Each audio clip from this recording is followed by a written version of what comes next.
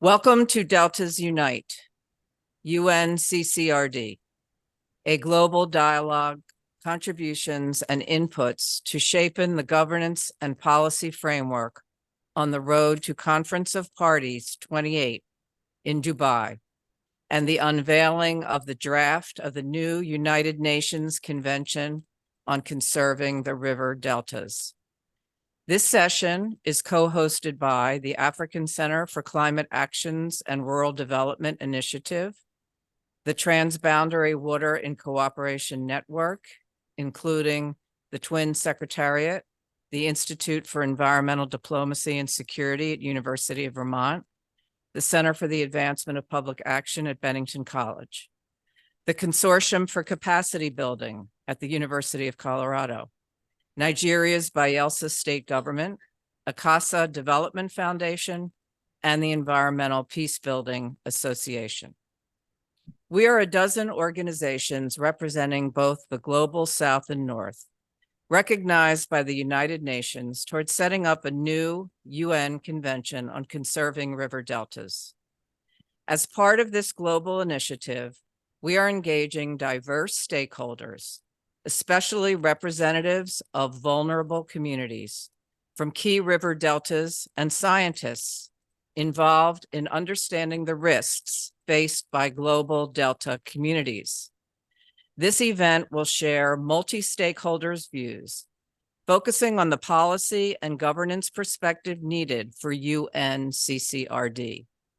We want to reflect the participatory transboundary global cooperation in order to resolve some of the associated climate-induced conflicts, social, environmental challenges caused by sea level rise, saltwater intrusion, and other delta challenges. We are committed, and the new convention with UNCCRD will be the game-changing collaborative solution that will include all diverse voices, civil society, indigenous communities, youth, scientists, water managers, governments, funders, and most importantly, community voices who can share with us their specific challenges and participate in the solutions. We all need a local, regional, national, and global approach for a comprehensive focus to these challenges. So now, as we begin this session, please switch off your mic when you are not speaking and switch on only when you have to speak. The online audience is requested to please post questions in the chat, and we will address them in the question and answer session. Our online moderators will take notes of these questions and will share screen during the question and answer session for the panelists to address. All the speakers are requested to be mindful of the given time so that everyone gets a fair chance to speak their mind. And now we will have some brief remarks from three students from the Center for the Advancement of Public Action at Bennington College, Ahmed, Peyton, and Roslyn. Can you send, Freeman's asking for the link. Can you send him the information? I'll lose the page if I try anything. Okay, are you on Zoom or Google Chrome? I don't know what I'm on. I did your instructions. Top left. Yeah. What does it say? Okay, so.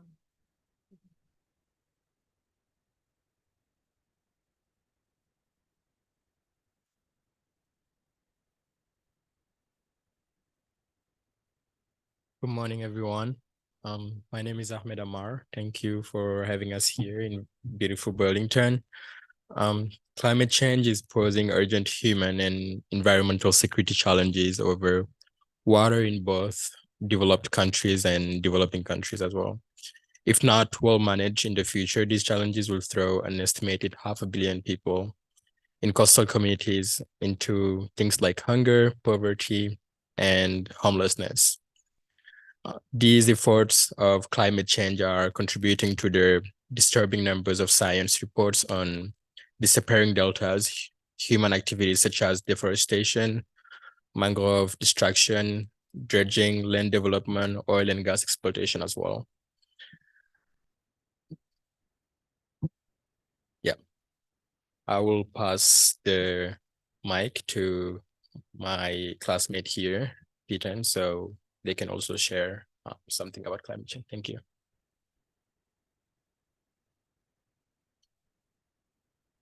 Hello, my name is Peyton Roach, and it's wonderful to be here in Burlington. Thank you very much for having me. Deltas Unite initiative is a local to global network of networks of assembled stakeholders that are focusing on two specific water-related concerns. Number one, ocean-facing river deltas confronted by sea level rise and saltwater intrusion. And number two, melting glaciers in highlands leading to stream flow variability in lowlands and deltas of river basins. Water is life. The youth of the world can support Deltas Unite, UNCCRD, by communicating to their governments, their local communities, and their teachers, friends, families, the importance of saving the large river deltas of the world. I will pass the mic to my classmate, Roz. Hello, my name is Roz Loggy. Thank you for having me. All of us need to have access to clean water to have a chance at a healthy, successful life. Save the River Deltas, the youth campaign for UNCCRD, will communicate to the world the importance of this new United Nations Convention. We believe in the power that youth have to persuade the world of the major impact that this convention can have on our ability to manage climate change, to join us moving forward. Thank you.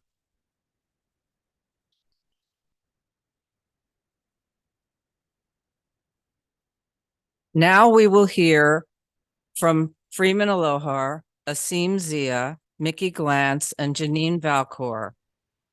With us some information on the current drafting process of the UNCCRD and frame our conversation today. So Freeman, I will start with you. All right, thank you very much. Can you hear me? Yes. I hope you can hear me. All right, I want to thank everyone for finding time to join this conversation today and for also having hope on what UNCCRD means, which is simply an acronym to define the United Nations Convention for Conserving River Deltas. So this is a series of conversation we've had. So today's conversation is actually we're trying to mainstream or hear in requirement with the United Nations to have your input on the governance or the policy framework to draft the new convention. So whatever we do here today is actually to see how you and me can come together to come up with a convention that works for all or fit for everyone. So this is a conversation we are now saying that we are working together to see how the science community, the local people, and also to see how the young people can have their voice where mainstream in the convention. So this is not a convention all about government making decisions. This is a convention that fits for all. So UNCCRD, we've looked at a lot of coastal and ocean-facing river delta that are disappearing, and climate change has made the situation very worse. And we look at migration that is on the increase. It's no longer migration for young people, but it's migration for survival. We looked at food insecurity. So how do we collectively solve some of these problems? There are widening issues of gender, and there are also issues of land concerns, and there are also issues of, people getting more displaced and conflict. So this convention is going to address these cutting cross issues, so which is why we are all here today to see how we can be part of this convention. So I will allow more conversations, or so that you can also have your expert input. So whatever we have today is to hear your own expert knowledge. Everyone who's going to be a speaker here today or a panelist, they are all experts in one field or the other. So feel free to share your thoughts and share your knowledge to see how we can draft this new convention language to fit all and be well operationalized starting from next year. Thank you very much. Thank you, Freeman. Asim. Well, first of all, thank you so much for everyone to be participating in person here as well as online.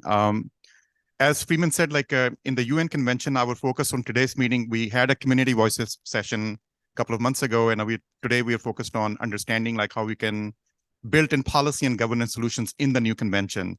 And this meeting is to understand, collect feedback from you all. But I just wanted to say a few words about some of the policy and governance solutions that we need to be thinking about are about the governance. I'll start with the governance very briefly and then move to the policy instruments.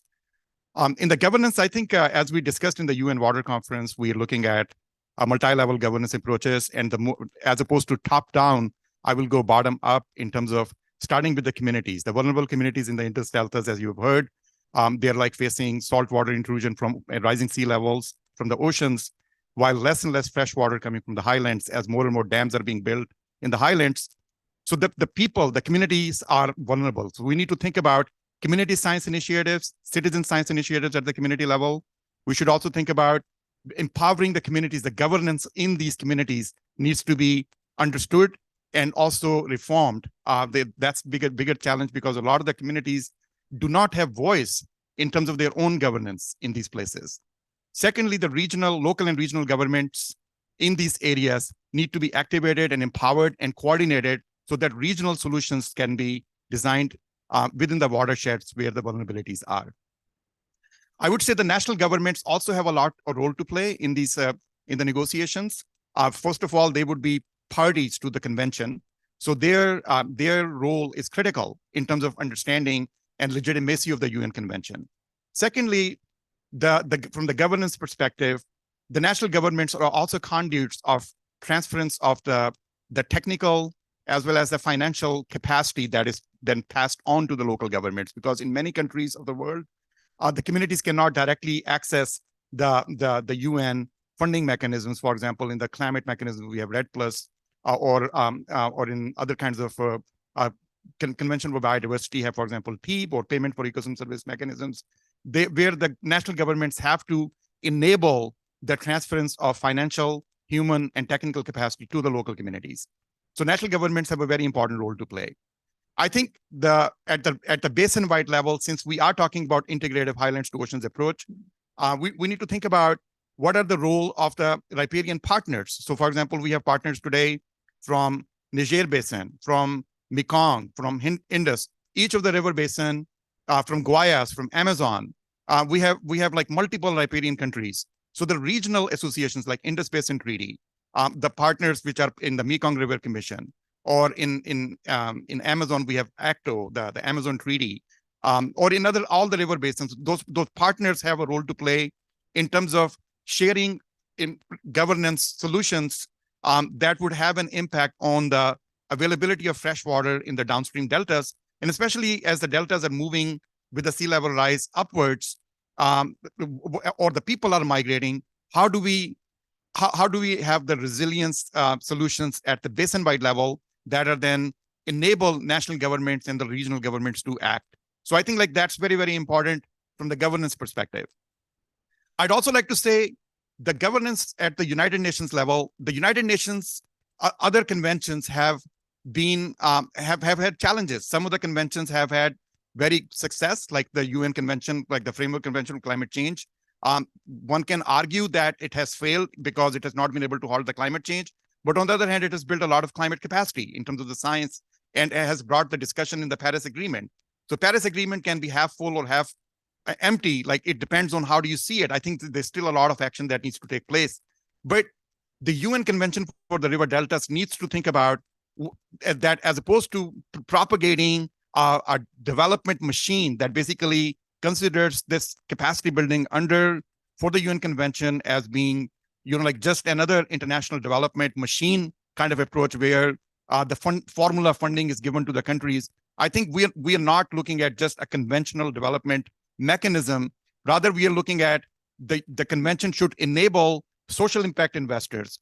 Convention should enable public-private investors. So for that reason, we have brought together in our panel from some of those social impact investors and other kinds of direct community empowerment mechanisms that can be enabled through this kind of UN convention. But that does not to say that we shouldn't think about traditional mechanisms. I think where the traditional mechanism is needed is because the industrialized countries and the rich industrialized countries have caused the most in terms of the climate change greenhouse gas emissions in the last 250 years. There is certain responsibility for the industrialized countries to compensate the losses and the damages that are happening in the river deltas because of the attribution of the climate change towards the vulnerability in the deltas. For that reason, the way there is REDD+ mechanism, there are other kinds of payment for ecosystem service mechanisms.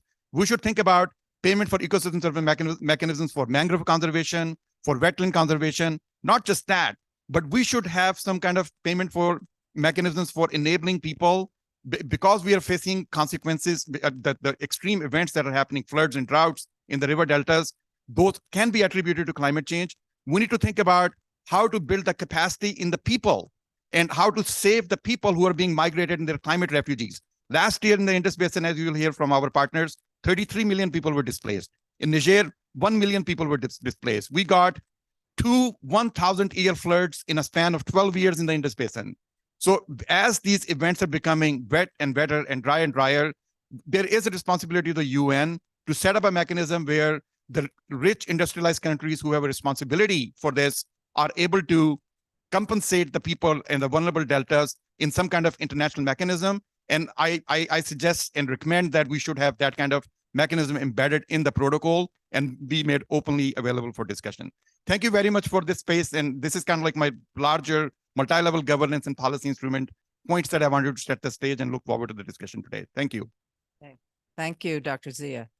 Mickey Glantz. Yes. Hi. I've spent a lot of time, actually more time, thinking about what to say than what I'm about to say. There are so many aspects of this. I think it's good. My comments are really for the young people, young professionals, youth, not for us older people. That there's a lot. We're standing on the shoulders of others. This is not the first shot at trying to get a UN instrument for deltas. I think it's important to note, and it will come up, not now because this is looking towards the delta, towards the convention, but it's good to know that there's a history to this thing. All of us, Yassine, myself, we're all standing on somebody else's shoulders to get here.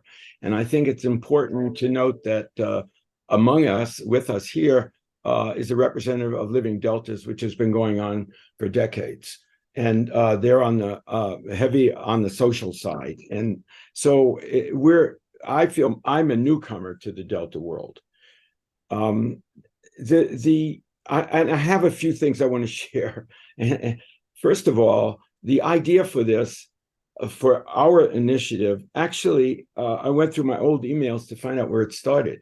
It actually started in November, almost 2 years ago, exactly. November 22nd was the first email I got to talk to Chief Bill Knight about Nigeria, that they were having problems in the Delta, and he was calling and wanting to know about how to help the Akasa. So that's how it started. And I hadn't thought about deltas before that, though I'd worked on Mekong and some other aspects, inland deltas, for example, the Amu Darya in Central Asia. All right, some points I want to make. You know, we talk about things like ecosystem services, and that phrase always bothers me. Ecosystem goods and services. They have goods and services. There are goods and services. There in the Delta, the Niger River Delta, for example, biodiversity, fisheries, mangroves, storm protection, fertile soils, carbon sequestration, transport, trade, culture. These are services that are provided by almost all deltas. The problem is that there was a ecosystems millennium assessment back in the early 2000s, came out in about 2005. And the mantra was ecosystem goods and services for human well-being. What was missing was human goods and services for ecosystem well-being. Ecosystems do not need us. We need them. So otherwise, it's like clapping with one hand. You know, if you don't save the ecosystems, we're doomed. So we must keep that in mind, that we owe something to these ecosystems, and we're not giving it back. Now, the deltas, the other thought I had when I first got involved in the deltas was when I talked with Chief Bill, no one cares about anyone else's delta. Empathy, yes. Care, money, no. We care in the US about the Mississippi. We don't even care about our smaller deltas, you see. So the main ones get the squeaky wheel gets the oil kind of thing. And so I think we share common problems. And that brought me to my earlier work on desertification, where somehow countries with deserts, no one cares about another country's desert. Okay, I'm sorry you have them. I'm sorry you have desertification, but deal with it. It's your country. But what they did, the desertification countries got together and they got the UN to provide a convention. Now, the convention might not work well or whatever, but they did gain a louder voice and some interest by having that convention. The same is true for a group like AOSIS, small island states. Who cares about Tuvalu? We all care about them in one sense, but in another, what can we do? Sea levels rising, and it's in trouble. The Maldives, etc. But they got together and have a louder voice, and that was my feeling for deltas. It was delta's turn. Then, as I got into the delta issues more seriously, I come across living deltas, and you come across works that took place in the last decade by Effie Fufula and Jaya Savitsky and Bilal Haq, for example, where they pushed for an International Year of the Delta at the UN. 5 years spent trying to do that, and it ended in 2015 without success, probably overtaken by other international issues. The time is right now for deltas. Deltas represent a genre of environmental problems, slow onset, long-term accumulating problems. It's a creeping environmental problem that's here. It started 40 years ago. It started maybe before that, before the climate change stuff.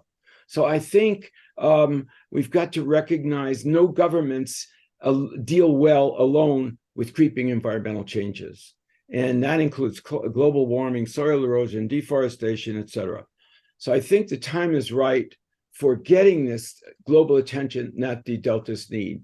What was missing is that, for those who aren't aware of this, they occupy a small percentage of the land surface of the globe, but they represent upwards of 500 million people.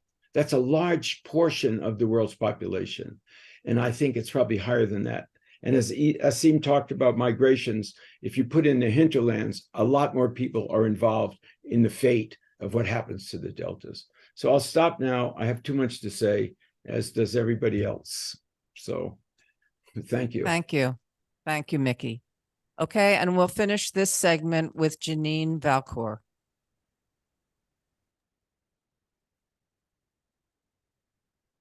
Hi, I'm just going to give a brief, really quick update on the process itself of developing this convention. First, I want to say we're trying to get a broad swath of people to participate in adding language to this convention draft. And it's out there and it is gathering language now. It is being populated with lots of rich information. The things that are coming up through the language is that one, we really need participation from the ground up. We need to hear from a lot of voices to develop a robust convention, and also that the language needs to be strong enough to be solid and to have some accountability attached to it, so that the language actually has some deep meaning. And so right now it is a big draft right now on Google. We will be taking that apart into two different things. There's the one part, which is the convention, which is the draft from the prompts, which came from other conventions. And that will be separated from the concept note information that we'll be using to create supporting documentation and supporting information, and the information that we can use to sort of to share what we're doing and why, and to sort of justify the convention. And so that'll happen very soon. And last but not least, we'll be working with the Vermont Law Center. We've started to work with the Vermont Law School to help us to clean up the language. And then we'll be having a workshop in the spring as well with that's more on the side of cleaning up the language with the Law Center. And I think that's it. Thank you, Janine. Now we will move on to our panelists. We are very interested in hearing from all of you. And I will turn it over to Asim Zia and Mariam Abbasi, who will moderate this part of our session. All right, so I'll just say a few words and then Mariam is going to coordinate and keep us on time. So you all have the agenda and Mariam is going to kind of like call a speaker. So the approach that we are taking is we wanted to give equal voice just as an opening comment, since we started late, 15 minutes. So I think we will be like finishing 15 minutes late. If you can stay up until that would be great. So we'll just moving our agenda 15 minutes just so that we have 2 hours time. In terms of the plan is that now we will be going through river basins. We'll start with the Niger and Indus and Jordan River Basin partners. And as we move along, we're also going to go to Guayas, Amazon estuary. I don't see we had confirmed participants from Mekong, but maybe they'll be able to join and we can integrate them in the conversation.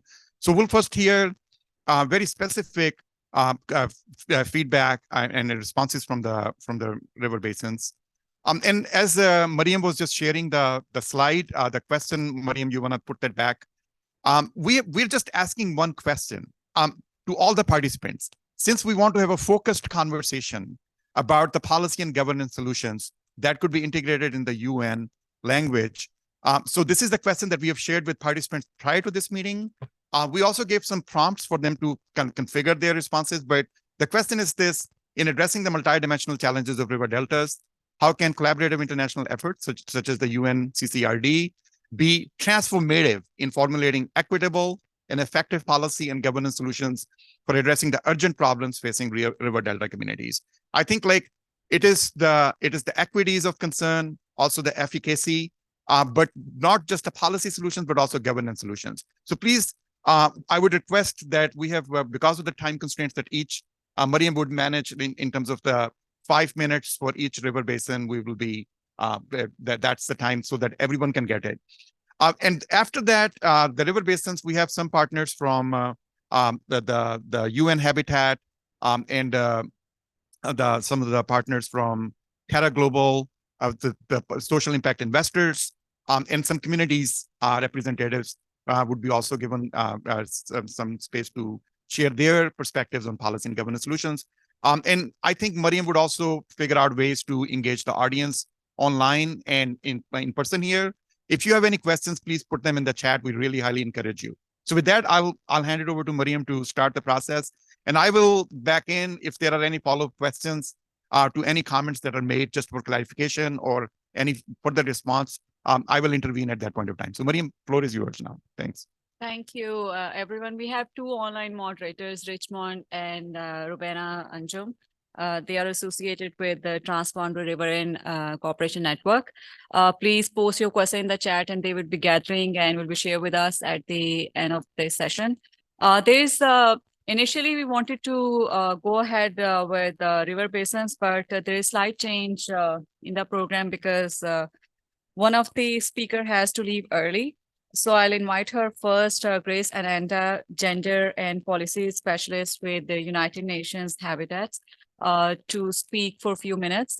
We have roughly 4 to 5 minutes for each speaker, given the situation that few speakers are unable to join today. So floor is yours, Grace. You have 5 minutes.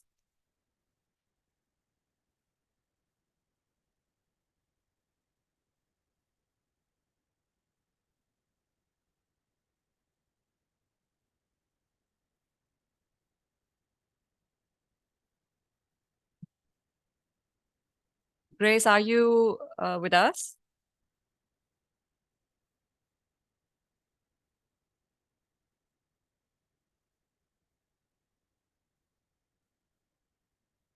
All right. Let's move on to other speakers. Do we have Ambassador Godnos Igali from Niger River Basin?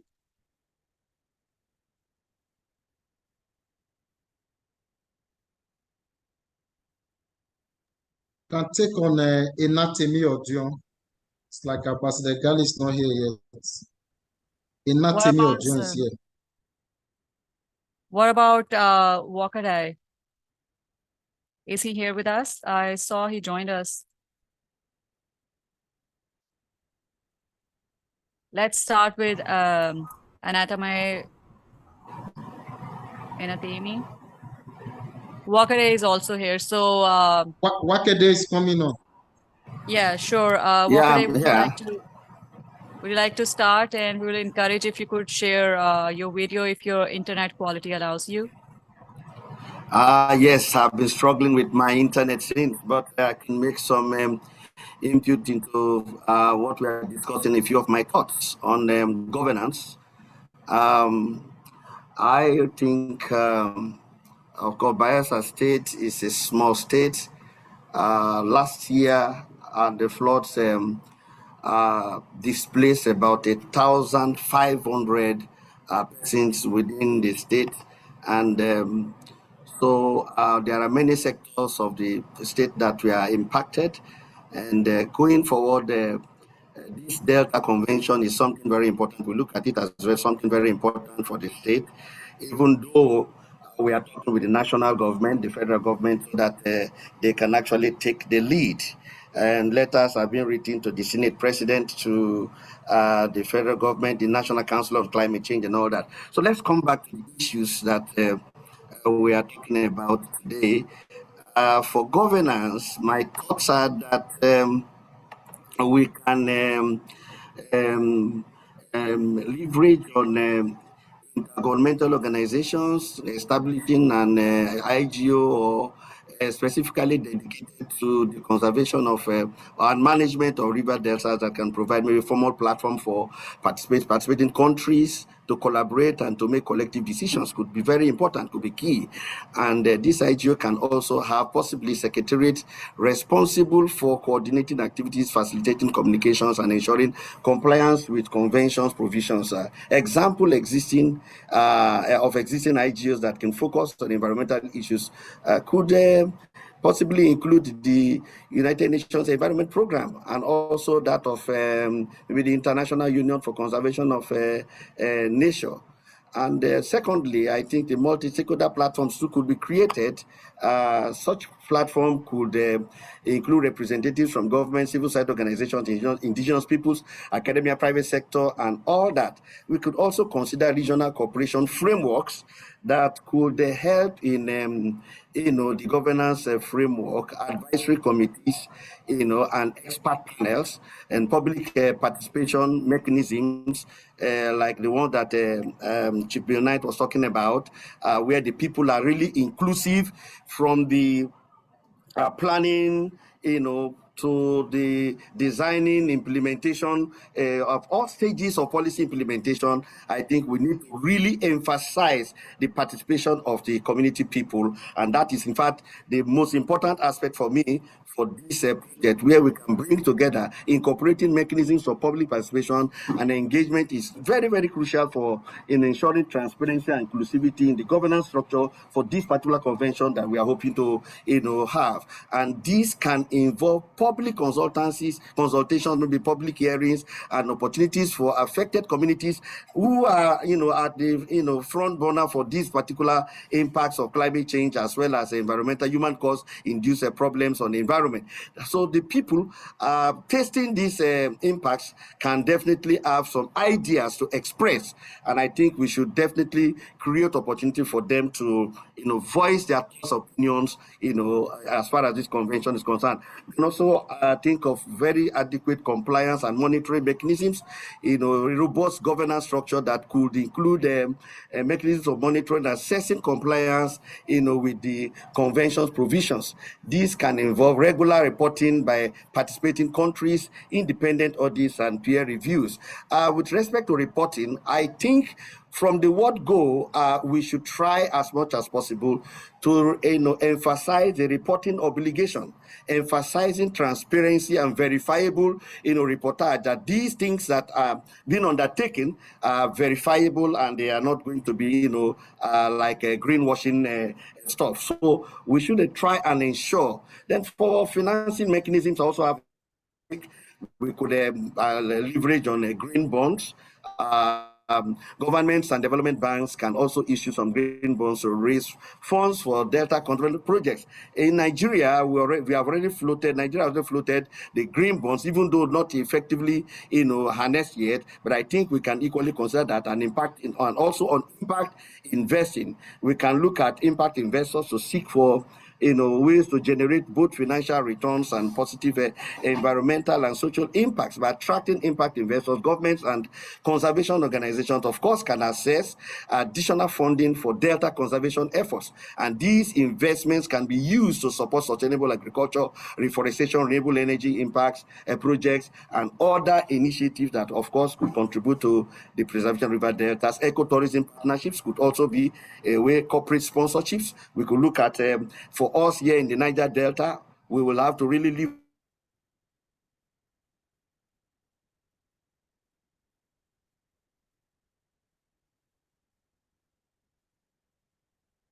We lost him probably. He has covered most of the points. Corporate sponsorships, and then using the organization, they are polluters. They have a stake. We should, support the framework. Yes, we can hear you now. Can you hear me? Okay. Also, we can talk about payment for ecosystem services. We could use that also as another mechanism, because PES schemes involve, compensating landowners and communities for the ecological services that they provide. And here in Nigeria and in Bayelsa State in particular, in fact, Nigeria across board, land is owned by the people, not by government, not by chiefs, not by traditional rulers. So we can, you can provide schemes for payment for ecosystem service and all that. And of course, we could also leverage on philanthropic contributions from willing people, who are willing to support communities, in terms of, adding value to the convention talks.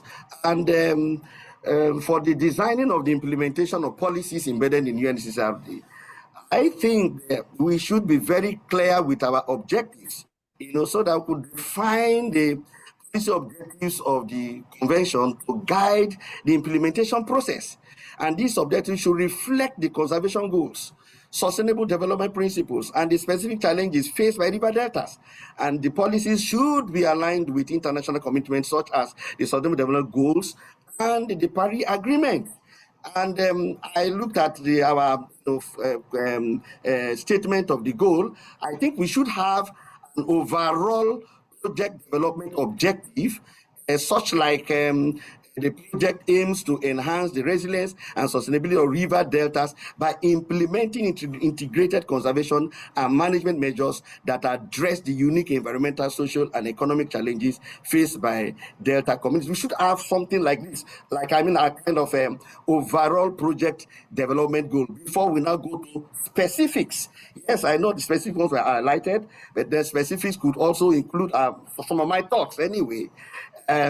Improve ecosystem health and biodiversity conservation in river deltas through targeted restoration and protection measures, promoting the sustainable use of natural resources, or to strengthen the adaptive capacity of delta communities to climate change impacts by implementing climate resilient infrastructure and livelihood diversification strategies. Another objective I'm proposing is to enhance transboundary cooperation and governance mechanisms for effective delta management, promoting stakeholder engagement, knowledge exchange, and policy integration. Yet another one is to empower delta communities through capacity building initiatives, ensuring their active participation in decision-making processes and fostering sustainable and inclusive development. And then yet another one, to mobilize financial resources and establish sustainable financing mechanisms, including public-private partnerships to support the implementation of conservation and resilience measures in river deltas. And for national action plans, yes, I think we could also encourage participating countries to develop their own national action plans with respect to this Delta Convention. And these action plans, should outline specific strategies, targets, and timelines for implementing, in fact, specific timelines for implementing policies outlined in the UNCCRD. And the national action plans can be tailored to each country's unique circumstances, considering factors such as biodiversity, climate change impacts, and land use practices and socioeconomic conditions. Of course, this particular point of capacity building is very important. Capacity building initiatives is to enhance the knowledge, skills, and technical capability of participating countries and stakeholders. These, of course, can involve training programs, workshops, and knowledge sharing platforms to ensure that countries that have necessary capacity to implement and monitor the policy effectively can also support, countries, developing countries and communities, so that even the community-based actors that we want to, be involved in this program have the requisite capacity to engage, so that local people can be developed, local people who can develop local scientists, local researchers, and then can accelerate the intended actions that we need to undertake within this convention. And then for monitoring and evaluation, we need to establish a robust monitoring and evaluation framework to track the progress of policy implementation and assess the effectiveness of conservation measures. And these can involve developing the indicators, the data collection, protocols, and the reporting mechanisms that could possibly ensure transparency and accountability. And we're ensuring that we conduct regular evaluations, that should be conducted to identify the gaps, address the challenges, and make necessary adjustment to the policies and implementation strategies. And there are other things I would have said, but for example, very important stakeholder engagement should be conducted regularly, and international cooperation and knowledge sharing should be key. And then policy integration. Policy integration, I also want to, move that there are existing international policies. Let it be that whatever we are doing is fully aligned with other existing, conventions. It should not go in opposite direction. And so we should take care to ensure that there is a total integration and coherence of the UNCCRD policies with existing national and regional policies. I have some problems. I have some challenges here in Nigeria. We are talking about making a commitment towards 2060 with respect to phasing out fossil fuel utilization, and yet we are issuing licenses for prospecting and all that. So those are policies that are going in opposite directions. So it clearly means that we need to engage, with the federal government. For those of us who are in the Niger Delta, sorry, I have to interrupt. Can you please wrap up in next few seconds? Okay, for those of us in the Niger Delta, we are actually, pro-ending fossil fuel utilization. But when the policies are going in opposite directions, on the one hand, you are saying you want to end fossil fuel, you're still issuing licenses, but we don't want the UNCCRD to go in this direction. There should be a policy integration framework within the concept and thoughts of the UNCCRD. I think I want to end up there. Thank you very much. Thank you for very detailed comments about UN Draft Convention. Now I'll invite Anatome Odayo from Niger River Basin, who is a community engagement specialist and representative. Yeah, good morning and good afternoon, everyone.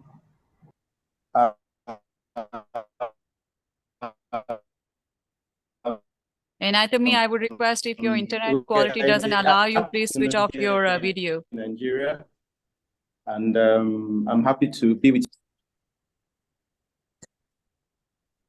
Hello, can you hear me? Yes. Can you hear me? Yes, we can hear you. Okay. Okay, thank you very much. Okay. So I'm happy to be part of the UN Convention for the Conservation of the River Deltas. And I hope that we would be able to build a strong momentum towards the COP28. And I'm going to be talking from the community perspective, and starting with the governance structure. It has already been highlighted on the need for the governance structure to be bottom up, because most times the communities have been left behind. You know, there's a big vacuum between the community and the government. And we having a bottom-up approach with top-down support will strengthen local agencies. Many times, NGOs come in to engage, to support communities, unconsciously or even consciously stealing their agency, because they help them to do almost everything. But if we have a bottom-up approach, it will bring back agency to the community, where the community can sit down and discuss issues around them, issues that are affecting them, because the community know much more, you know, what their problems are, and they could also think or reason on, you know, possible solutions. And then when we talk about solutions, many a times, you know, development agencies come with a concept to say, oh, our intervention is on this area, our priority is on this area, and they come with all the strategies. But sometimes those strategies are not workable in local communities. That is the more reason why it is important for communities to be part of identifying intervention under the UNCCRD.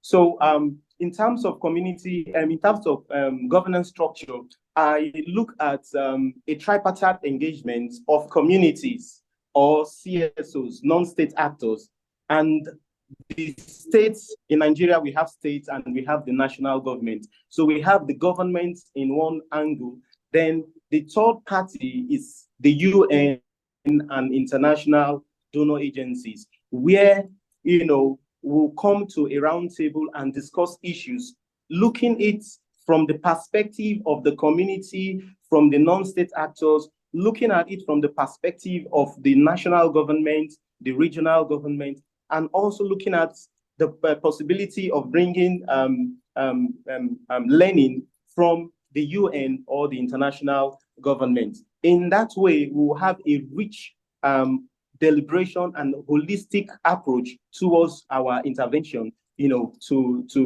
solve the impact of sea level rise and other climate change effects.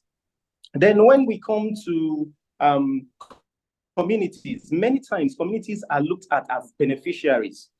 As beneficiaries is like the piper dictates the tune. Who pays the piper dictates the tune. So communities do not necessarily have any role to play because they are just beneficiaries. But looking at it from the community perspective, it's important for us to know that communities have knowledge. There are local knowledge that even if a researcher goes to the field to try to get answers to questions, it will take him 6 months, 1 year or more. But with local knowledge, a community person can just give you an analysis, a simple explanation and analysis of, you know, what is happening or what a researcher is looking out for. So the local knowledge is very, very important for the success of this convention. Community people could also serve as, community scientists, bringing local knowledge, information about environment, about sea level rise, to aid planning, at state and national level. The community can also act as environmental monitors to monitor the changes that are occurring, to monitor the differences, to monitor the impacts that community people are facing. This way, we are able to get a pool of information from the local level that feeds up to the state and national level, and also feed up to the international level, where those information can be. And for us in Nigeria, we already are working with a model called the Community Development Foundation model, where the communities are the community is the classroom of learning, and the people are the lecturers, they are the teachers, and their experiences over the years are the learning points, are the teaching points, for anybody, for researchers, for scholars, for government officials, to learn. So that instead of inventing the wheel, we learn from a stage where some persons have been able to, get some information and have been able to articulate them. We learn, we take it from there, and, with their strategies, we only go sometimes to adapt what, communities have done, to overcome some challenges, and that, gives, puts the community in the driver's seats. And when the community is in the driver's seats, it makes it easier for us to talk about, the interests of different stakeholders. We talk about the youth, we talk about the women, the people with disability, the elderly. How does the rise in sea level affect these different stakeholders in the community? So if the planning and programming is done from the community level, we'll be able to put these different stakeholders into consideration, and they come up with possible strategies or intervention to improve or to address some of the challenges that are faced. Then from that interest group level, it is fed to a community level plan, and that community level plan in some cases could be fed to a clan or local government plan. And from the local government, it gets to the states and or the regional and national government. So from that bottom-up process, we now get, the drive that the top-down support could help to enhance, so that in terms of implementation, we are having, the bottom-up process with a top-down support. So I think these are some of the areas I think that we should look at community members as very, very critical stakeholders when it comes to the UNCCRD and the implementation of strategies in community. Communities many times cannot explain, cannot understand research outcomes, research reports, but if their capacity are built to a level where they interface with researchers and scientists, they are able to explain those terminologies in simple terms, in simple language to locals. They are able to explain the strategies of government. Sorry, I have to interrupt. Can you please wrap up in next few seconds? Okay, thank you very much. Where communities based organizations can interpret, those very scientific explanation to simple terms that communities will understand and work with to get a better environment and also to achieve the objective of the UNCCRD. Thank you very much. Thank you, Anatomy, for speaking the community perspective and their engagement. We also have, we had actually Grace and Teresa Kazaya, and they had to leave because of their other engagements. But we have Jonathan Logobobiri, who is President Ajaya Youth Congress Worldwide and coordinate the youth participation in oil and gas green transition. I request him to speak for a few minutes, please. Jonathan, the floor is yours for next few minutes, please.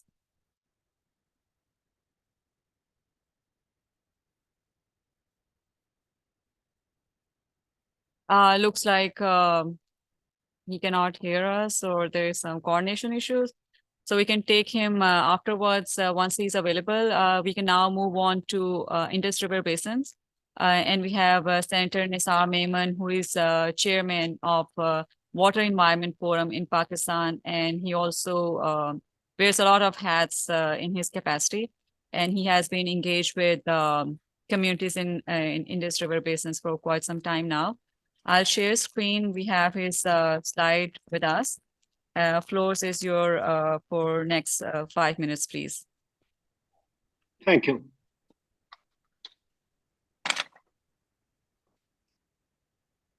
Can you enlarge it? Yes. Enlarge it to the whole. Shall I do it? Where is that?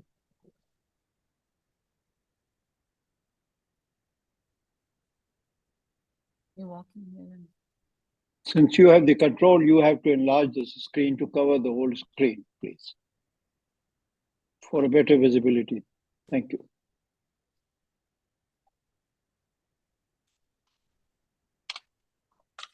Can you view it now? Yeah, okay, fine. Ask others. I have no problem. We can Anyway, view it. We can start, Rob? Okay, thank you Yes. very much.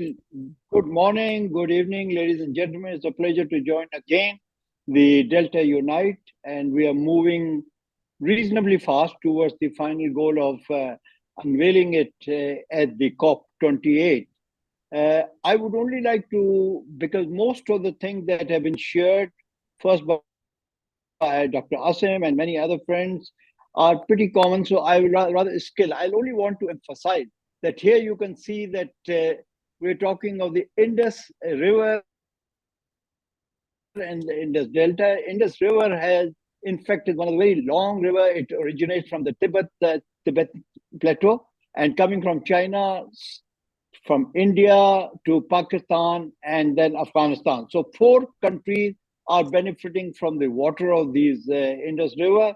And Indus River, in fact, is affected all through, from the mountains, as you have seen, to the delta, to the ocean where it falls, by the climate change. And the other one is also because of the transboundary, as you can see, the 4 countries are involved, mainly used by between Pakistan and India. Therefore, the transboundary issues are the one, and the flows within the country are also an issue. So the delta is affected by the lack of the flow. And what is this delta? In fact, the Indus Delta is, let me remind you, that is the 5th largest delta of the world. And it has the 7th largest mangrove population system that is there to help improve the ecosystem. And it's mostly, as Asim very clearly said, that most vulnerable large data, if you want to see, then it is the river Indus.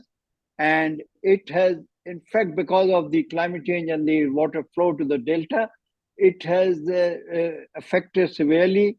And there is now area that used to be there has been reduced over a period of time to 98% loss. Only 2% remains. And the creeks have been reduced from 17 that used to be there to 2. So you can imagine the challenges that we are talking about. You can see in the graph, the challenges are the same that we have talked about. So I will not go much on it, except that to mention to you that we are talking about the livelihood of the people. It's very interesting that the COP28, because I've been following the COP28 in events, and I find that they are talking about now the youth. The youth is 2 billion people of the world are the youth. Similarly, in Pakistan, 50% of the population is the youth, which is 100 million people we are talking about. And within that, we have seen the migration taking place because of the coastal, and there's about 100 million, which is 1 million migration has taken place. And this brings the societal issues like education, food, health, and so on and so forth. Now, as I go along, I can only say that most of the things that we are talking about, Pakistan within the country has got the national development plan. Pakistan has the national adaptation plan, which has come in 2023. Pakistan has the policy, national climate change policy, which was updated in 2027. There's also a lot of work that has gone into the understanding of the funds that are financial situation. But then we are still not there, and the very small funds have flown. Now, I'm very optimistic that whatever we want to do in UNCCRD is going to be very timely. The reason why I say timely, because if you look at what is required is the stakeholders awareness. What we need to create is the awareness of the stakeholders, and the stakeholders we talked about are not only the growers, it's not only the industrialists, it's not only the local people, but as you see up on the slide, on the top of it, you can see the people. It is a common person of the Delta, which is the real create the awareness. And they are not very much aware of the issues that are there and what are the solutions. Now, in terms of that, there has to be a public-private partnership that will be required, and UNCCRD must emphasize. And I would say that they have no other way but to emphasize on all of these Delta issues, and we can. And this must be in our convention, and because it has been talked about. And in the draft, we should also transboundary cooperation is needed, because on the Indus River Basin Treaty we need to expand it to allocate the resources and water resource for the environment for the coastal area. So I think this is where the upstream and downstream cooperation will have to be discussed, and that we can bring into our convention. I think one of the important things is that if you look at the SDGs, which are going to be achieved by the end of the 2030, most of these, I would say most of these, if you look at the number 1 is the poverty, number 3 is health, number 4 education, and then water sanitation, energy and infrastructure, and so on. So all the SDGs goals can be achieved through UNCRD. And all of this, we must have the financial option that we have.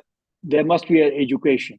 Government of Pakistan recognizes that they have talked about, and I can tell you that we have a green fund. We have been involved. We have been also involved in the Red Plus, and we have been involved in the carbon trading, and now wind and solar energy and the absorptive capacity. All of these things are there, but there need to be education among all the stakeholders, and that is what is missing. I think that's where we need to, UNCCRD must incorporate into, because one of the questions was what we can do is yes, we're there. Now, if you ask me, what can we do? Now, I think it's very positive now, because the president-elect, president who is going to be COP27 from UAE, he is talked about issues beyond the borders. And this is what transboundary we're talking about. Focus on the nature, life, and livelihood, exactly what we are talking about. And then I think the best statement that I heard from him is that we must deliver mitigation and twice the adaptation that is on the ground. So I think they're very positive, and this is required. I would say at the end, I will close what he said. He said, and I quote, ambitious, transparent, and accountable commitment to save the Delta. So if the UN is very much with us, the COP28 is very much with us, and we have this initiative and all the things, I think some of the things we will have to do it. And I think if you ask me what is one thing we need to do, is to bring the local community to work together with the organization like IUCN is working, WWF is working in the Delta, mangroves, and also with these are the things that we can bring in. With these words, I will say, I'll answer any questions that may come into the discussion part. I close here. Thank you very much. Thank you, Senator Nisar Mehman, for very useful inputs to the UN CCRD draft convention. We do have our partners from Jordan River Basin. We have Dr. Muhammad Yadat, Chairman, National Center for Environmental Justice. And we also have Dr. Al-Khoury, who is also from same organization, and he would be helping us with the translation to Dr. Muhammad Iadat. The question which was posted earlier, and I can read again, is that the guiding question that in addressing the multidimensional challenges of river deltas, how can collaborative international efforts such as the UNCCRD be transformating, formulating equitable and effective policy solutions for addressing the urgent problems facing river deltas communities? The floor is yours to Ahmed Al-Khoury and Dr. Iadat, please. Yes, thank you very much. Actually, I didn't hear your question because my internet keep interrupting and disconnecting time to time. I can I'm post in sorry the for chat that. again for you. Yeah, please. I want to apologize for the presence of Dr. Muhammad Iadat. Actually, he flew today to Saudi because he has a conference also for the theme of water, and water security in Saudi. So he is not able to join us today. His flight is to this evening, actually. I'm not sure right now, maybe in another 30 minutes he will be flying. So I'm going to, actually, he is the chairperson of the National Center for Environmental Justice, and he has the, let's say, the main field. His main field is the international law, and especially in environment. He has a lot of, let's say, protocols and policies, governance, and how to make these policies, especially for this UN convention that we are going to do. But unfortunately, he's not going to present today. So for me, I'm going to talk a bit about the Jordan River. And some of the issues that we are facing in Jordan, and especially with this current conditions we have it here, Jordan and Israel. Actually, Jordan River has been the main artery supporting countless civilizations throughout the history, and especially in the region. So Jordan River Basin has played a central role in humanity's development. And throughout the history, a lot of civilization, we can find also a lot of religions like Jews, Christians, and Muslims.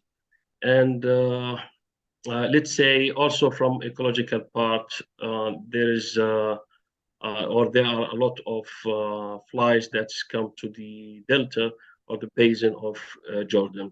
Unfortunately, we have a problem faced this, let's say, generally, despite the historical or cultural and ecological significance of Jordan River, the current state of the Jordan River Basin bears little resemblance to its current status. And we can find there are some modern development has resulted in the desiccations of the, let's say, once revered Jordan River. So the river's water had been diverted to supply the growing populations of the countries sharing the basin. And that's caused a lot of, let's say, lower in the level of the river, and specifically for the Dead Sea. And it is right now, it is less than 5% of what it has been in the historical level. Now, the level of Dead Sea as a problem is considered like a terminal lake fed by the Jordan is declining at the rate of over 1 meter per year. So continually, it breaking its own record as the lowest place of the earth. If we look at the issue of the basin in Jordan, let's say there are a lot of treaties and a lot of let's say conventions had happened before, a memorandum of understanding between United Arab Emirates, Israel, and Jordan that expressed the intention to enter into a bit of negotiations to explore the feasibility of adjoining energy and water project. And in 2022, let's say they have signed a memorandum of understanding for the water and energy, especially between Jordan and Israel. However, throughout the, let's say, the conflict that happened in Palestine recently, 7th of October, the minister had stopped this treatment and this negotiation, and there are a lot of issues coming up politically. So we don't know that's how or to where it's going on for the let's say coming negotiations in the future. For the communities and let's say vulnerable areas in Jordan are facing a lot of problems with water, and we have big issues with the water scarce in Jordan. Especially Jordan is known as the most affected country with the water scarce. Now, regarding this issue, I think that there will be a lot of policies coming up, and Jordan is working on this thing, but the, let's say, the rules of the law are not really affected. So there should be a lot of policies to work on this issue, and especially in the like the conference Dr. Muhammad is going on to Saudi. I think he's supposed to maybe he will have a lot of new visions, new ideas, can get it from there, because this is a great discussion with a lot of countries there, and especially before the COP28 in Dubai. I don't have enough information about the international law for this one, so I think we will provide, let's say, a manuscript, written one, to you when he comes back, and I think that's going to be efficient for some of the information that's related to some of the policies and governance in Jordan. I think that's just a simple presentation I can offer to you for today, and a lot of information coming up after the Dr. Muhammad come back. Dr. Al-Khoury, thank you so much for your like comments and like responding to Dr. Haddad's. I really wish him all the best in this meeting. But I just wanted to highlight that the Jordan River is important because we are also not only focused on the ocean-facing deltas, but also the inland deltas. And in the Jordan River, we have two inland deltas. One of them is the Dead Sea, which is, as Dr. Al-Khoury mentioned, is disappearing very rapidly. He gave you the rate of disappearing. It's also not just because there's less and less water flowing into the Dead Sea as the more and more water is being taken up in the highlands for agricultural and hydropower purposes, but also because of the global warming effects. Dead Sea is below sea level by about, I don't know exact number, but it's many, many feet below sea level, maybe 30 to 50 feet below sea level. And it's rapidly disappearing. And we have Mickey Glantz earlier on mentioned, gave an example of Aral Sea, which is another inland delta that the end of the Amu Darya River Basin that starts from Afghanistan and goes all the way into the Central Asia. And Aral Sea, an example where the water was basically actively extracted for irrigation and agricultural purposes to grow cotton and other kinds of agricultural crops. So I think the inland deltas are as important, are part of the UNCCRD, and the Jordan River Basin, because of the ongoing conflict. We had also requested Dr. Clive Lipchin from Arva Institute, who's the director of their Center of Transboundary Water Systems, to come in, but he couldn't join. Maybe we'll bring him in the spring meeting later on when we're discussing the environmental law applications. So Dr. Al-Khoury, thank you so much. I'll give it back to Mariam to move on with the agenda. Thank you. Thank you. Now we'll move on to Amazon River Basin. And I'll invite to Maria de Pilar. She's professor at Ecuador. Now floors is here for next 5 minutes, please. Good morning to everybody. As you know, I'm from Ecuador, so we don't have the Amazon Delta. However, we have the beginning of the the Amazon and all the tributaries that they started. However, I thought about the importance of deltas in general and what we might need. So in terms of a policy framework, it has to be some kind of multidisciplinary because of all the areas involved. One of the pressing points would be climate change adaptation and disaster risk reduction working together. And the problem is that most of the people that live in the delta areas feel the impacts, but don't know what the future scenarios are going to be. So one of the main concerns that we have is how we socialize, how we communicate to people living in these areas what is going to happen so they are part of the policy building. And this is important because we have found that otherwise, if the population is not involved through associations or leaderships and so on, then the policies are not adopted. So people living in the deltas must know what the future looks like under the current conditions. And then the policy recommendations could be developed from the bottom up. Also, something that is very important and not many people is talking about is compound events. These compound events must be taken in account, stressing the fact that the delta's behavior impacts do not follow administrative units and political times, but vulnerability does. So mainly sensibility and adaptive capacity of the population is important to find out what these compound events can do on the deltas areas, and taking into account also what's happening in the upper and middle part of the river basins. The livelihood dependence on the ecosystem services of the provided by the deltas, it's very important, especially for the indigenous people.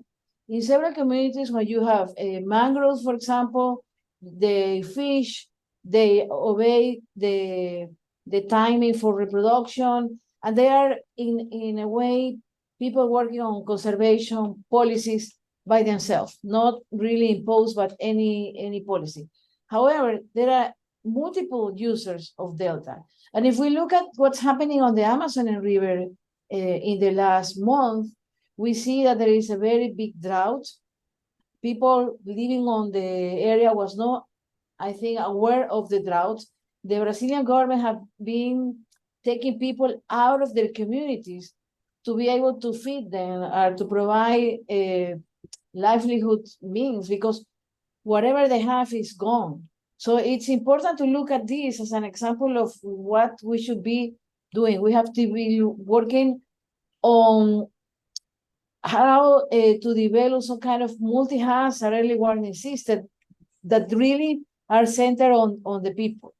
In the last years, after early warning for all was promoted, we have seen that many people is claiming, many countries, that they have early warning system. But usually, if you look deep into that, they only take into account the exposure, and they are not looking at sensibility or adaptive capacity of the population. So even though we have enough data, for example, and in the case of the Amazon River, to say that the models are forecasting a big drought, what we do if we don't know how the population is prepared, what means they have around, if the country has a response plans, and so on.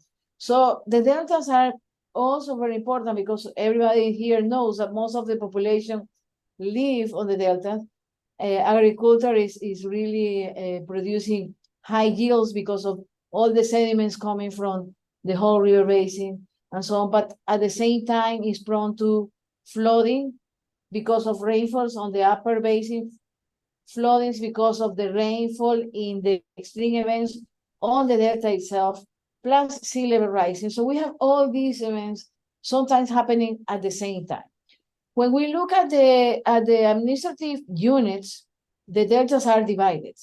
So at some point, from the science point of view, we have to encourage these administrative units, municipalities, departments, depending on which country you are, to work together on a common ground. And I think maybe the framework could come from whoever is responsible for climate change adaptation and mitigation in the country, or disaster risk reduction, But the important thing is that we have to put people at the center. This is what I have to share with you. Thank you. Thank you, Maria. I believe this convention is all about putting community at the heart. We have one of the community member among us, but before going to her, we will request Michael Collin, who works with Terra Global US, to make some comments in next 3 to 4 minutes about UN convention. Floor is yours. Okay, good morning and good afternoon, everyone. Michael Cullen here from Terra Global Capital based in Berkeley, California. We are a private company that brings private sector finance into the conservation and land use space. And we've been invited in as a partner to help create value for the conservation of these river delta systems. We're particularly concentrated in the tropics, so we're very keen to be working on the ecosystems that contain mangrove systems. We're already involved in Bielsa State in the Niger Delta, and also next door in Cameroon in another project within the same complex of mangroves. We're looking at project at the mouth of the Congo River. We've had discussions in Pakistan on other numerous projects and with some of the colleagues from Ecuador as well. Terra Global is very much focused on the community aspects of carbon development. We, through our model, try to get as much value of the carbon credits back down to the communities with the environmental and social and biodiversity co-benefits that can be generated and validated within our projects. We're hoping to be a very important source of funding for the activities that will have to take place in these ecosystems, particularly in the tropics, as we work really on areas between 15 degrees north and south of the equator. So these are subtropics and tropical areas.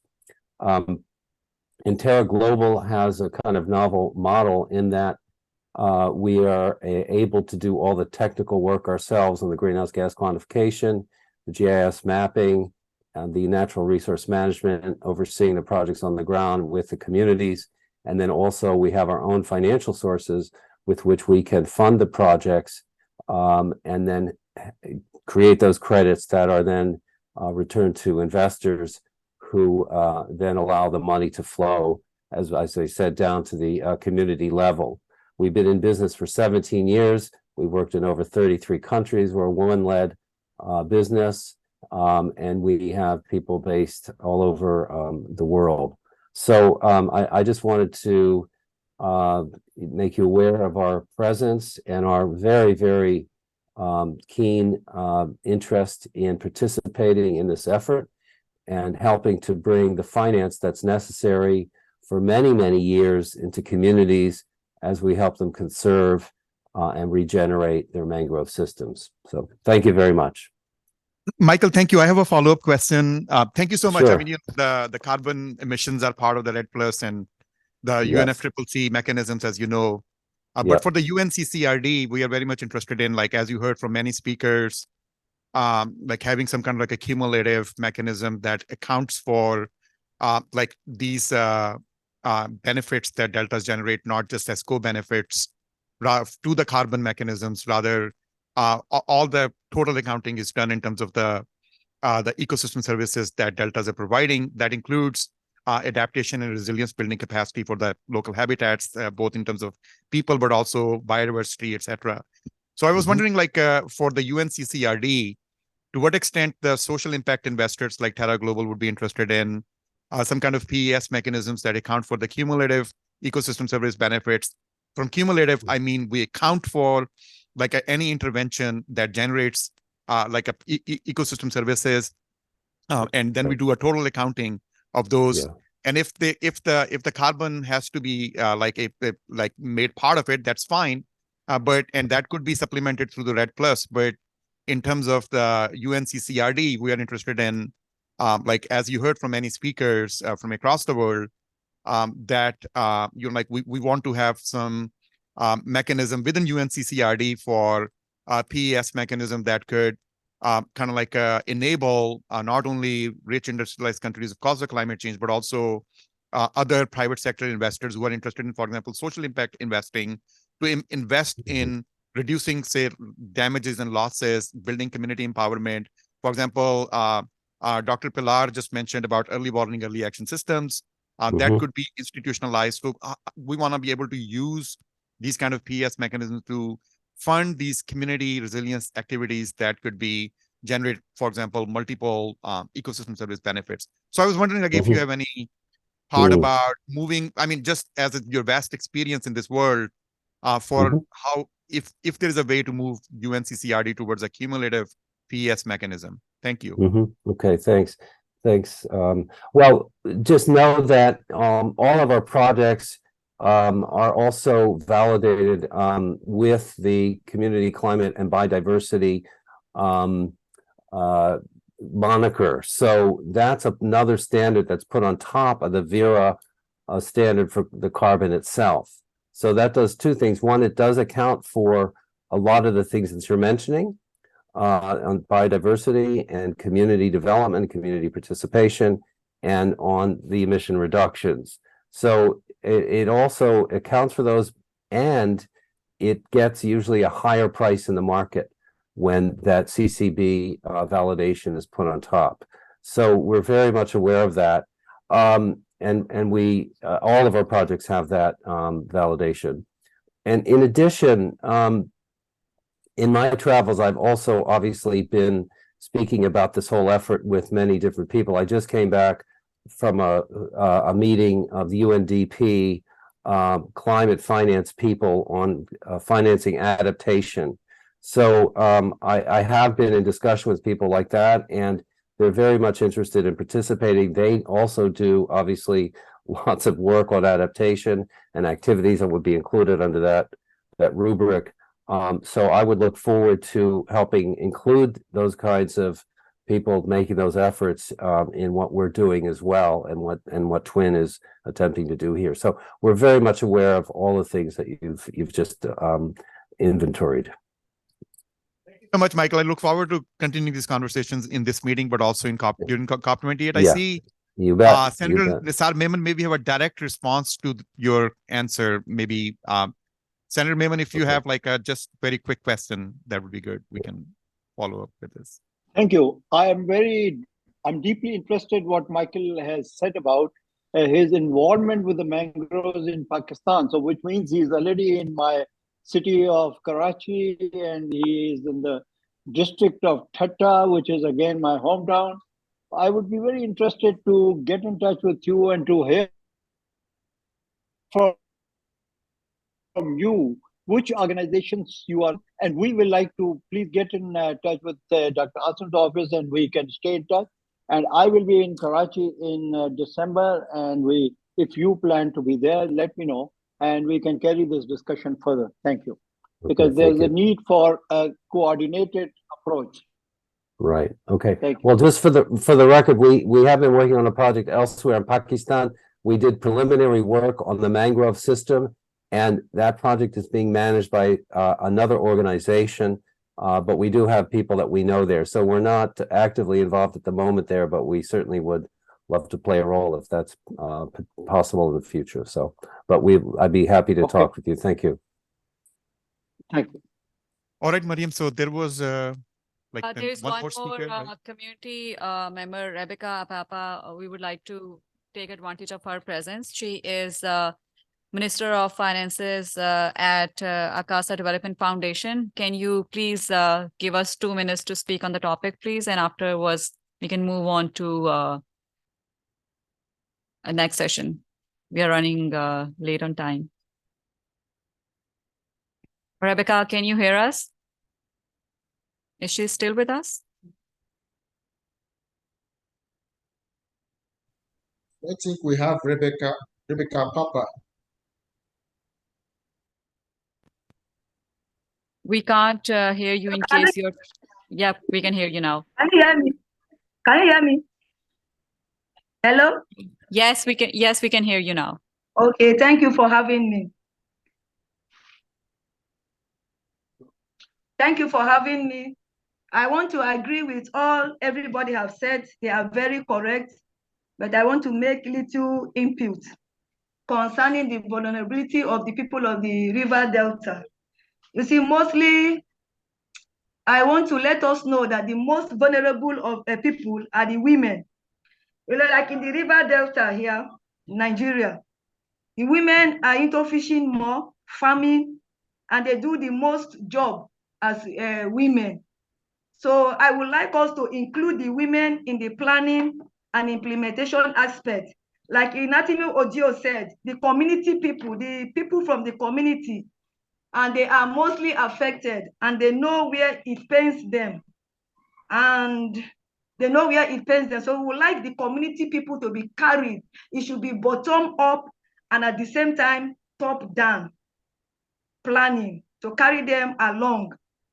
And, you know, like this planning I want to talk about now, in where I am right now in Ahuda, in time of this climate change timing, and information was given to us in Nigeria here that this year there will be a very huge flood that is even higher than the one of 2022. So the women rushed and uprooted all their crops and farm. And I tell you now, in River State here and the Niger Delta, there is akasa everywhere. There is hunger. So much hunger that there is no crops to be uprooted. They have uprooted everything. So I want to let us know that in the planning, women should be carried along because they are mostly affected in this climate change. Thank you, Rebecca, for I want to put that, yes. for emphasizing the need of gender balance Yes, when it gender comes balance. to climate change impacts. Now we'll move on to Jonathan for 2 minutes. And after that, we have to move to next session because we are short on time. Looks like you have a better connection now. Jonathan, would you like to speak for 2 minutes, please?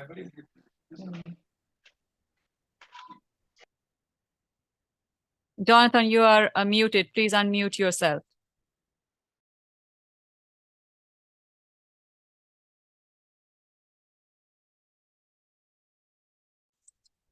Jonathan, please unmute yourself. You are muted. Hello, can you hear me? Hello? Yes, we can hear you. Okay, I'm so sorry that the network had stopped me from listening to all the beautiful presentations by various speakers in the past couple of minutes. However,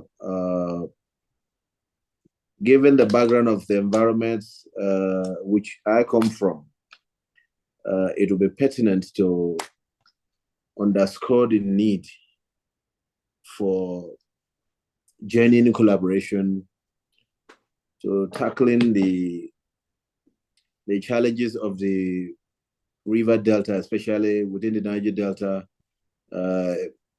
in Nigeria.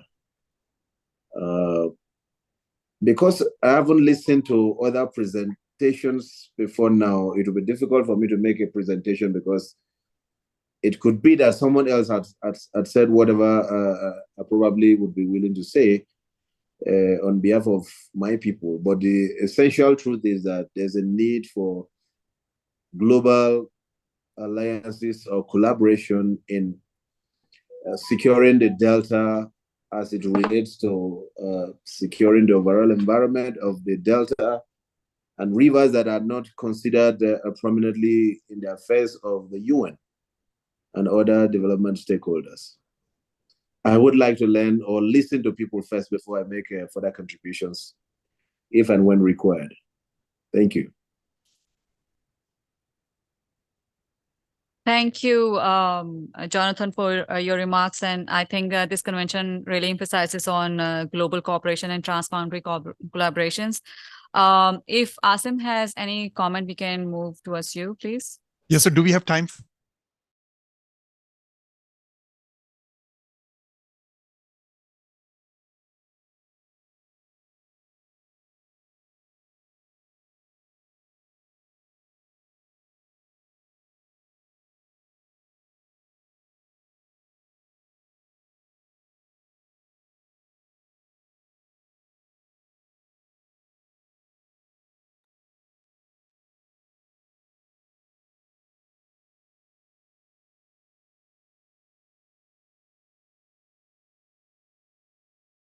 Asim, you're muted.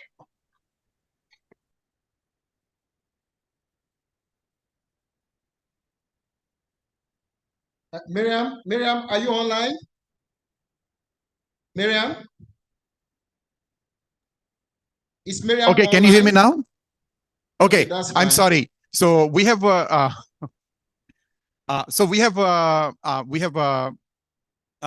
some 10 minutes for questions and answers. So please raise your hands and we will go in the order. We have time for about 2 or 3 questions, or post your question in the chat.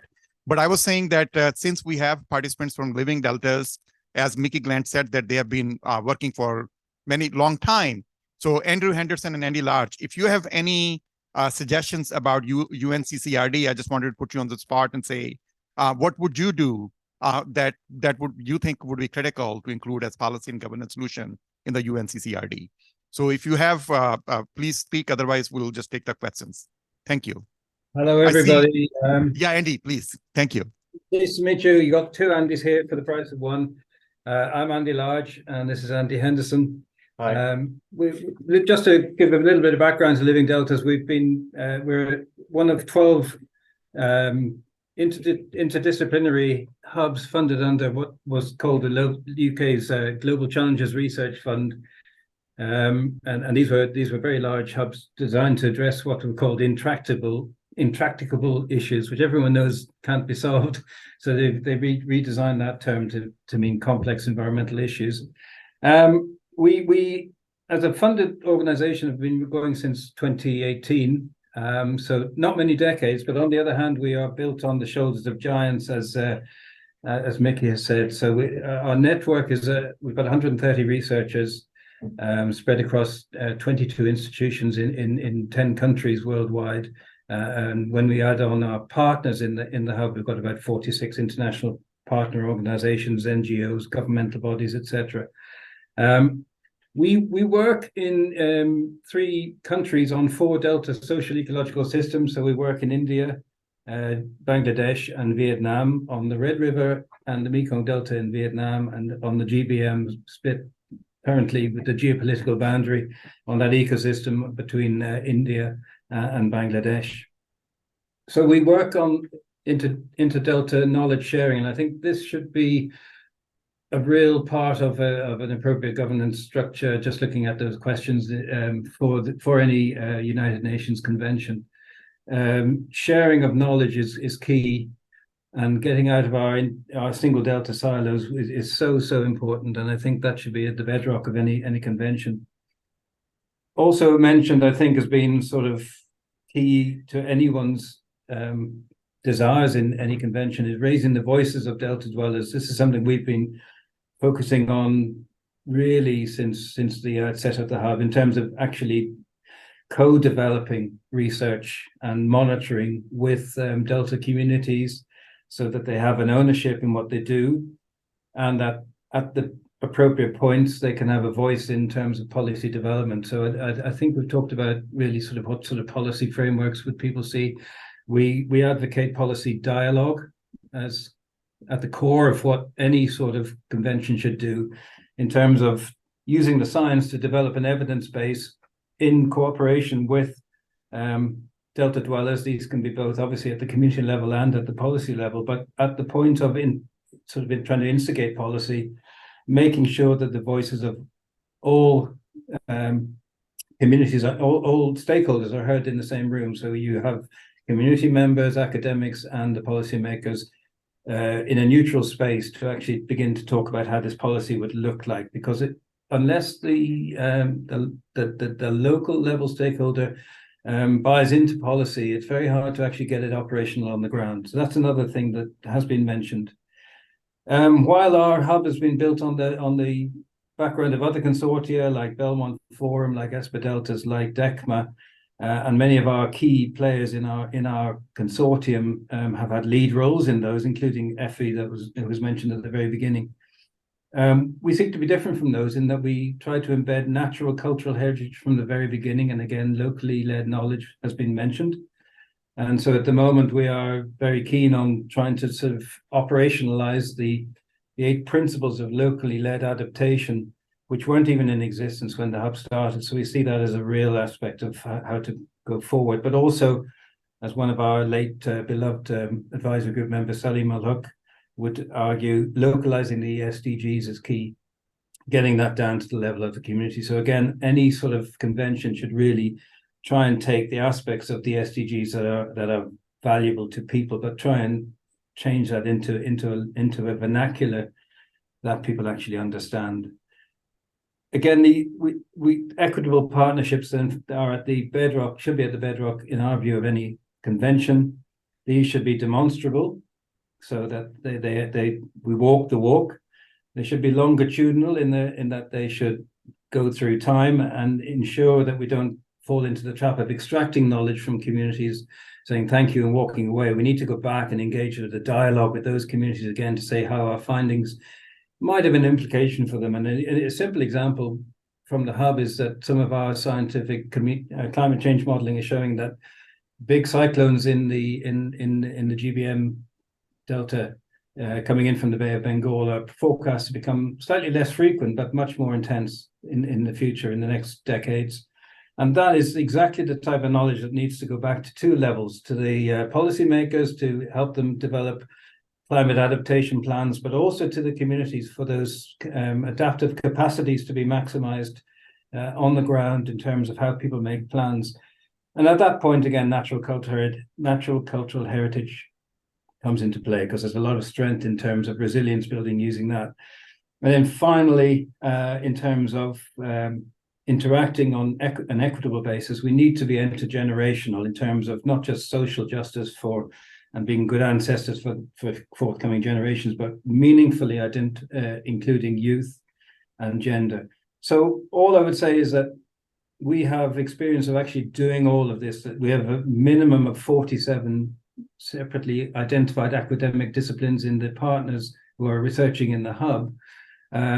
But then at the same time, we're not just interdisciplinary, we are what we call transdisciplinary. This is where we take academic knowledge and evidence, and then we cross the boundary beyond academia into the stakeholder community to actually begin to develop the implications of that. And finally, something that Andy mentioned as people were talking, none of this in any convention is any use really without establishing clear baselines. We've done some of that for India, for example, where the Indian GBM Delta was not monitored for water quality at all when we started, but then monitoring into the future and actually managing to see what trajectories are happening, that should be at the bedrock of any framework in our view.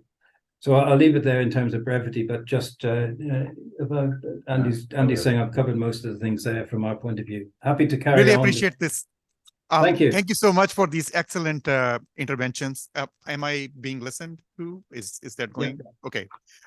So thank you so much. I mean, Andy, I think like we should touch base offline in terms of how to engage living deltas into this discussion, because we do not want to repeat the work you have already done, rather build off of the work, excellent work that you've done. And these are all excellent suggestions, and these have been noted, and we'll follow up on those. Thanks, I see a hand from Mukhtar Maher here. That's the one hand that I see that's been from the question. So Mukhtar, very quick question, please, if you have. Yes, sir. Thank you very much for Asim. Thank you very much for giving me the chance to ask some question about. I'm working on the fisheries in the coastal areas. So, is there any solution for control on the undersized fishes? Because of here, communities are very much poor. So, the policy should be made on the conservation aspects and on the conservation of the mangroves. So please, can we help in this connection? Thank you very much. I mean, I think that's definitely like a great question, and we'll that's what we need to think about, like how to engage like directly communities, and right. So, and we can, if there is any specific process that you want us to pursue, we can definitely follow up and include that in the convention language. So please, let us know. Freeman, I think you wanted to. I saw your note. You wanted to say something. Yes. Yes, sir. Yes. Sure, I want to quickly just provide some guidance on our conversation for today. So we are actually having this Zoom conversation, not just because we want to put up a conversation before COP, but we want to hear from everybody, those in the science community, those who are in the local communities, and those who are in government. You know, this is a United Nations convention that has been recognized and given some high-level approval for us to operationalize. So this meeting is just catching up input, because there are knowledge that you have that we don't know. There are knowledge that you can bring to the table. The reason most conversation has actually not drawn up the right stakeholders is because certain kind of interventions are not being made early. So this is one of the first conversation or convention that is going to be looking at from bottom up. And the UN right now is looking at a game changer, looking at community participation. So this is the input, and this is the beauty what this convention has. So please, I will really encourage us, if you have a question, because for example, you can't do science and leave your research results in your academic shelves, you know, or publish them technically online. Policymakers sometimes don't read them, and also at that high level, sometimes they don't access too many of them. So we want to produce a practicable and practicable thing that works for all. So please, I'm just bringing up this so that we can all make just 30 minutes suggestion. This is what we want in this convention, because at COP28 in Dubai, it will be unveiled.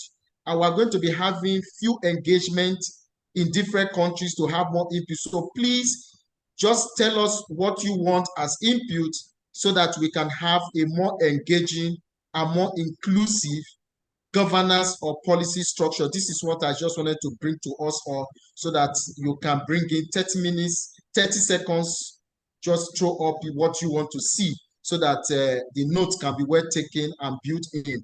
If you can say it, you can just drop it on the chat. That will be just fine. Thank you. Asim? I just want to say that one thing that in response to Mukhtar's question, as well as what you're saying, is that I want to like refer back to our opening speaker, like Wakidai, and then I think Senator Maiman also mentioned this. And we've been talking about multi-level governance and inclusive governance, anticipatory governance, all of those issues.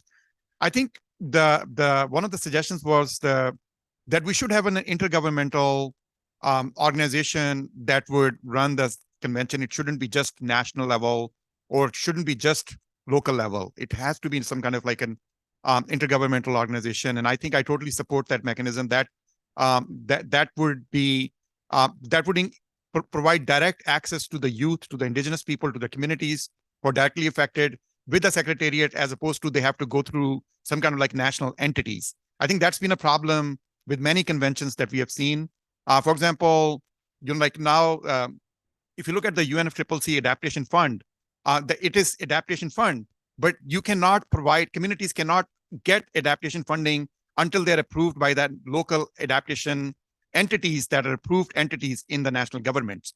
So anyways, I think like that is that intergovernmental aspect, that how we want to like the governance system should be intergovernmental organization that runs that secretariat for UNCCRD, as opposed to some kind of like just a national entity. National entities can have some kind of formal authority, but it has to provide direct access to the indigenous and the local communities. So I'll stop here, but I think we are like running short of time. So should we move on to the last session in terms of the synthesis? All right. So thank you so much. This was, I really want to thank all the speakers. I wish we had 3 more days to discuss all of your excellent suggestions. We have noted those down, and as Emma is going to synthesize those, and we will continue to follow up, include these suggestions in our the next draft, and in the COP28 meeting, we will be engaging in further conversations about how to operationalize this in the protocol, in the convention draft. So Emma, the floor is yours. Okay, can everyone hear me? See me? Okay. Emma, do you mind coming here so the online audience can see you as well? Emma will be doing synthesis, and she is part of Twin Secretariat team. Okay. Thanks, everyone. We heard from a lot of important and fascinating voices today, and in keeping with how we ran our last session a few months ago, there's a synthesis at the end that wraps up everything we heard and tries to identify some main ideas. So obviously today we talked about policy and governance perspectives. At our last meeting in September, we heard about the common challenges facing river delta communities around the world, namely the social, economic, and ecological impacts of climate change and how those manifest as unique challenges for river delta communities around the world. And today we heard about pathways to solution development to help communities in river deltas build resilience and build approaches for integrated and collaborative conservation mechanisms. We started our session today hearing from 3 students from Bennington College's Center for the Advancement of Public Action, where they identified some of the challenges that climate change poses specifically to river deltas from highlands to oceans. They reiterated that water is life and the importance of youth engagement and the role that youth can play in communicating to governments, communities, teachers, families, and the power to persuade the world to act for clean water for all. Following that, the stage was set by Freeman, Mickey, Asim, and Janine. Freeman emphasized the point that we're trying to build a convention fit for all, and the importance of coming together to build a convention that works for everyone and is fit for everyone, and the participatory nature of this work. Asim emphasized the governance and policy mechanisms through which we can build programs from the community to the basin-wide and global scales. Some things he offered us to think about included the consideration of bottom-up multi-level governance approaches that start with vulnerable communities, activating local and regional governments and coordinating to design watershed-level solutions, the role of national governments as ways to access UN funding mechanisms, but also the importance of basin-wide thinking, the role of different riparian partners and regional associations and treaties, and sharing governance solutions that have an impact on the basin, both related to access to fresh water and other water and climate-related challenges. How do we build resilient solutions at the basin-wide level that enable national and regional and local action?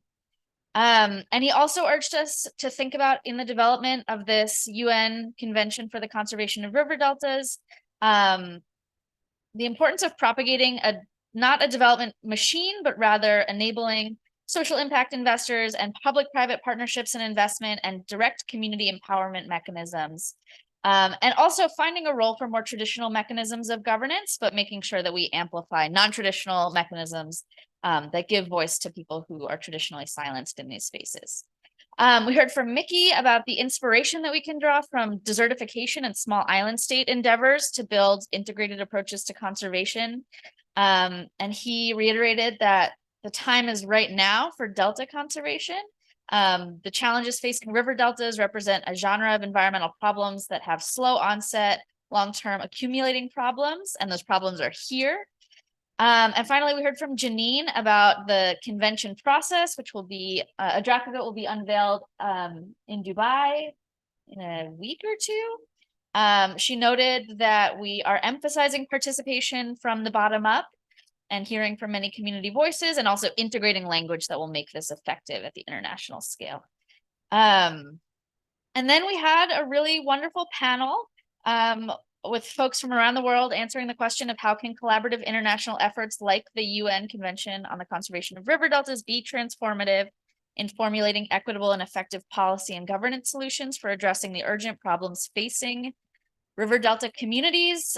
We heard from multiple voices from the Niger River Delta.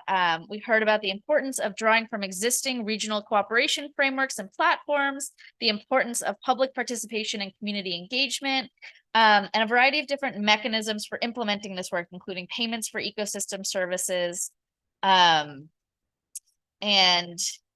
other bottom-up mechanisms for ensuring that capacity is built and agency is maintained and not stolen from communities. We also heard a lot about shifting the perspective from communities as beneficiaries to purveyors and creators and managers of local knowledge and resources, and the importance of aligning the role of community members as scientists and environmental monitors. We heard from multiple people about the critical nature of information and knowledge sharing and how that can be integrated into a UN convention to ensure effective monitoring and solution sharing and collaboration and integration over time. We heard about how we have to deliver both mitigation and adaptation times 2. I like that a lot. Twice the adaptation to meet the moment and the challenges posed to us by climate change. We learned about how the relevance of this work applies both to ocean and coastal river deltas, as well as inland river deltas, as is exemplified by the Jordan River Basin and the Dead Sea. And finally, we heard from 2 fantastic resources. We heard from Michael Cullen at Terra Global, who has wonderful ideas for bringing finance into conservation and land use space, and ideas for learning from existing programming and building strong community components to social impact financing opportunities for conserving river deltas. And we also heard from the research community, the Living Deltas Project, who again emphasized the idea of the importance of knowledge sharing and breaking out of our silos and creating international cooperative platforms for making sure that good ideas from different river deltas are not kept to themselves. So yeah, overall, it was fantastic. We heard about the importance of engaging women and youth and indigenous communities and vulnerable communities. And I think all of this will be critical integrations into the UN convention that we're building together. Thanks. Thank you, Emma, for wonderfully presenting the synthesis of the whole event. I'll now invite Susan for closing remarks. Thank you, everyone, for an outstanding event today. Freeman, did you want to say anything before I close? Just wanted to recognize, because I know we had you on the agenda for closing remarks. Yeah, so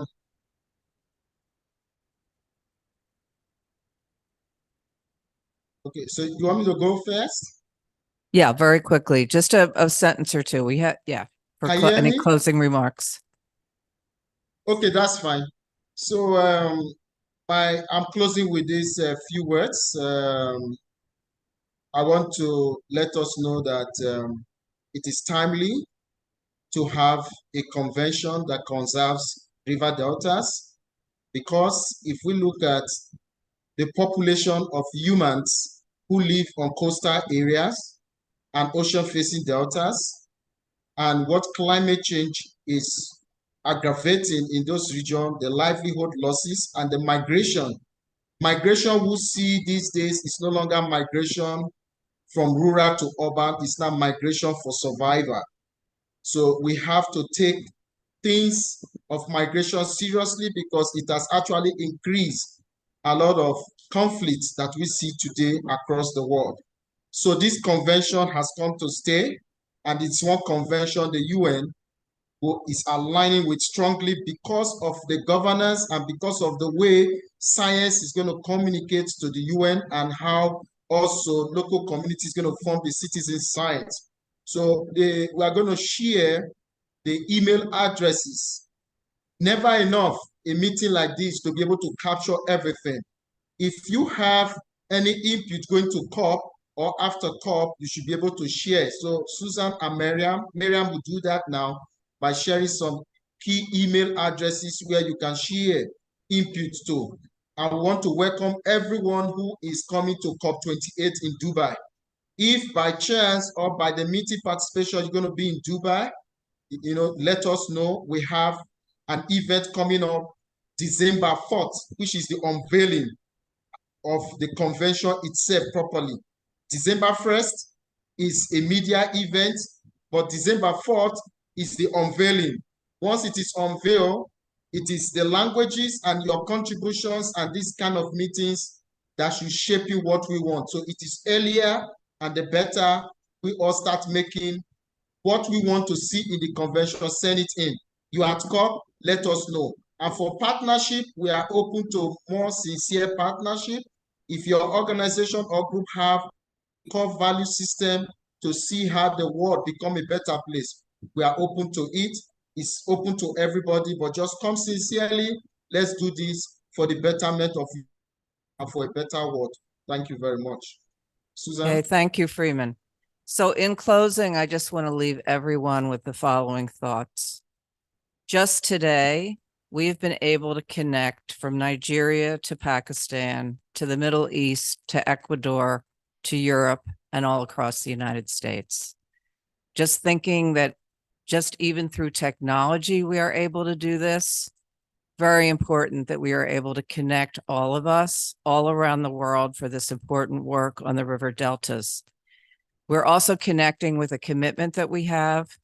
We have serious, important experts in all different aspects of our water systems, our governments, our communities, our youth, our indigenous populations, our scientists, our water managers. The fact that water is literally our life, we cannot survive without it. More important than ever, all these issues that have been brought up that we are able to move forward on. And I'm just going to leave you with some what ifs. One, what if through this convention we were able to succeed in starting a global movement with communities to clean up our water? Two, what if through this convention we were able to create a youth movement globally, young people all over the world, to organize for water and give them hope at a very important time where youth around the world need hope, to be able to see that it's possible for them to make the world a better place. And what if nature is telling all of us to pay attention and gives us an opportunity to find ways to cooperate? Because nature will impact and is impacting all of us, no matter what our station in life, no matter what our views. We have an opportunity through this convention to really make the world a much more equitable and positive place for all of us, which is much, much needed right now. So I welcome everyone to join us at COP28, whether online or in person, and we will send you more information.